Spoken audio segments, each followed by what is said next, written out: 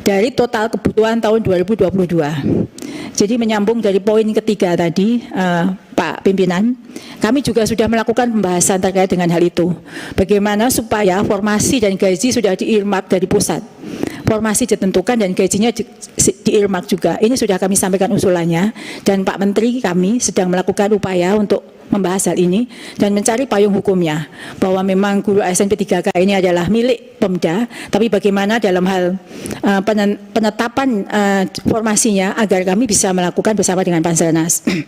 Nah, tahun ini dari 40,9%, Bapak Ibu yang saya hormati, ada di dalam Permen Pan RB yang menjadi rujukan pelaksanaan seleksi ASN P3K tahun 2022 ini. Peserta itu dikelompokkan menjadi beberapa kriteria. P1 atau mereka yang pelamar prioritas 1 yang berasal dari THK 2, guru non ASN di sekolah negeri, lulusan PPG maupun guru swasta yang sudah lolos passing grade tahun 2021. Sedangkan P2 itu adalah pelamar prioritas dari THK 2. Kalau tadi Pak Pimpinan menyampaikan prioritasnya adalah P1, P2, saya ingin menambahkan sampai P3, Pak. Karena P3 adalah pelamar prioritas yang berasal dari guru non-ASN di sekolah negeri yang sudah mengabdi terdaftar minimal 3 tahun. Jadi yang kemarin belum beruntung lulus. Mereka adalah guru-guru sama-sama dengan guru non-ASN yang ada di sekolah negeri, yang sudah terbukti pengabdiannya minimal 3 tahun. Sedangkan P umum itu adalah pelamar umum yang berasal dari lulusan PPG dan pelamar yang belum terdaftar dan pelamar yang terdaftar di Dapodik kurang dari 3 tahun. Itu termasuk pelamar umum. Nah, dari berbagai kriteria peserta tadi, kami mendapatkan data sebenarnya kebutuhan seluruhnya itu adalah 781.000 lebih. Dari 781.000 ini, berdasarkan pemetaan data tim data kami, dari 193.000 itu, yang sesuai dengan kebutuhan adalah 161.000. Sedangkan kebutuhan untuk P2 sesuai dengan kebutuhan adalah 5.646 dan P3 adalah 363.184. Sedangkan P umum, pelamar umum itu kebutuhannya adalah 251.000 lebih. Dan Bapak Ibu yang saya hormati, kami melakukan rakor berkali-kali sampai per region untuk upaya peningkatan formasi agar bisa memenuhi 781.000. Namun sebelum rakor kami lakukan, usul dari seluruh Pemda itu adalah 131.000. Kemudian setelah kami melakukan pendekatan bersama dengan Panselnas, BKN dan Pan RB, kami berhasil meningkatkan jumlah usulan menjadi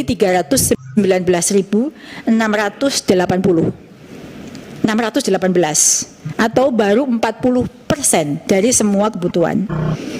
Dan Bapak Ibu yang saya hormati, kalau itu ada tanda centang dalam proses verifikasi, kami sampaikan bahwa sampai saat ini data itu masih bergerak, Pak.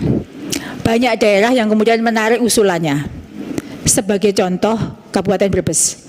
Per tanggal 2 kemarin ada dalam data kami, Kabupaten Brebes sudah menarik usulan formasinya, padahal mereka sudah mendapatkan notifikasi beberapa yang sudah diterima mendapatkan formasi. Nah, jika memang upaya yang sudah kami lakukan beberapa kali namun terjadi permasalahan internal, maka Kabupaten Brebes menarik seluruh formasinya, itu ada 538 formasi pelamar yang akan kehilangan kesempatan menjadi ASN P3K. Padahal itu sebenarnya sampai kemarin kami menutup rakor, jumlahnya sudah mengajukan seperti itu. Tapi di menit-menit terakhir, detik-detik terakhir, 2 November kemarin, Kabupaten Brebes sudah menarik semua usulannya. Dan juga disusul Kabupaten Jayawijaya. Baru 2 itu yang menarik semua usulannya. Maaf Bu, mungkin ada alasannya Bu? Sampai sejauh ini alasan perbedaan pendapat dengan instansi Pansenas, tapi kami tidak tahu secara detail. Baru 2 hari yang lalu kami menerima dan kami belum mengkonfirmasi kepada bupatinya. Setelah ini kami akan melakukan konfirmasi dalam hal ini.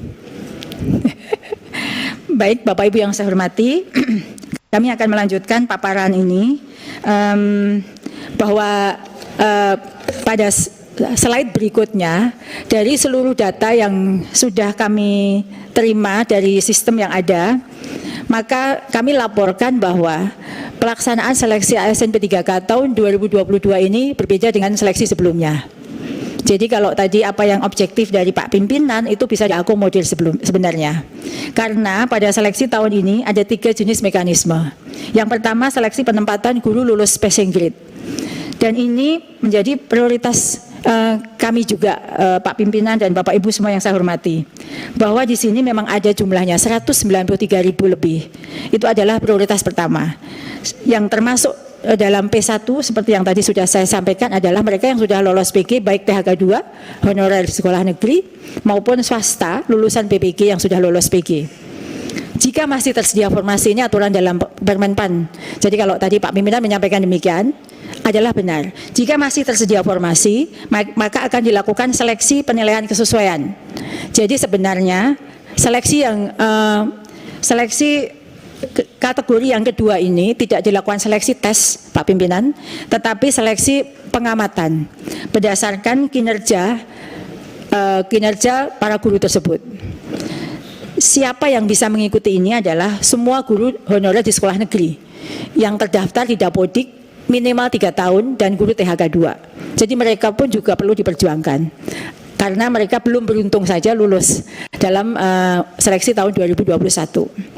Sedangkan jika masih tersedia formasi, baru melakukan seleksi tes dengan pola tes yang sama dengan tahun 2021. Jadi kami sampaikan semua jenis mekanisme ini tertuang dalam Permenpan RB nomor 20 tahun 2022. Dan kami berusaha untuk menaati Permenpan ini karena memang ada prioritas. Sebelum prioritas 1 selesai akan 2 dan seterusnya. Bapak Ibu yang saya hormati, kami laporkan sekarang kondisi data yang ada di guru lulus passing grade di slide berikutnya. Nah, di slide ini Bapak Ibu yang saya hormati, ini yang nanti mohon perhatian Bapak Ibu semua dan tentu masukannya. Ada 193.954 yang ada di database kami guru lulus passing grade atau pelamar prioritas 1. Namun dari data tersebut Bapak Ibu yang saya hormati, terdapat kebutuhan sejumlah 169.078. Terdapat kebutuhan. Jadi memang berdasarkan perhitungan kami mereka dibutuhkan. Itu 169.078. Dari 169.078 ini 127.186 yang sekarang sudah mendapatkan notifikasi mendapat penempatan. Semoga juga mengucapkan terima kasih kepada Bapak Ibu semuanya. Karena ini pada perjuangan Bapak Ibu juga. 127.000 ini yang sudah aman saat ini. Alhamdulillah. Namun Bapak Ibu, ada 41.892.000 yang tidak tersedia formasi. Artinya sebenarnya mereka dibutuhkan. Ada kekosongan guru. Namun Pemda tidak membuka formasi sesuai dengan kebutuhan. Ini yang sekarang dalam notifikasinya Anda tidak bisa melanjutkan. Yang mungkin dikirim ke Bapak Ibu semuanya, screenshotnya. Tapi sebenarnya ini adalah potensi untuk